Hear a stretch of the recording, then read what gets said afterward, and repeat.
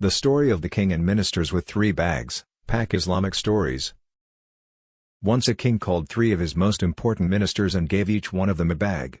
He then told them to go around and fill up the bags with fruits.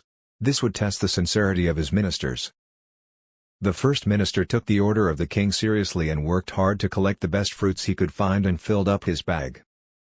The second minister took the order of the king lightly and filled up his bag with a mixture of good and rotten fruits. The third minister did the totally opposite of both ministers. He filled up the bag with just dry leaves and dirt. His intention was to fool the king by just giving an impression that he had done his job filling the bag. He didn't have a single fruit in his bag.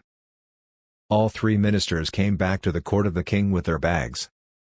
Without inquiring what they had collected, the king ordered that each minister must be sent to a separate jail for 3 months.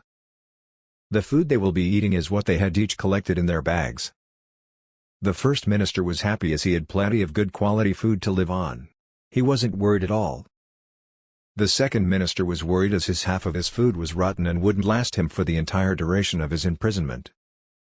The third minister was terrified as he had no food at all. He was neglectful and lazy in carrying out the command of the king. Moral of the story: each one of us is like one of the ministers above. We have all been given a book which we need to fill with good deeds for use in the hereafter. Some of us will be sincere and will collect plenty of good deeds. Others will live like the remaining 2 ministers who will have a mixture of good and bad deeds, while some will totally neglect their duty and waste their life by committing sins day and night. On the day of judgment, we will be responsible for what we have done.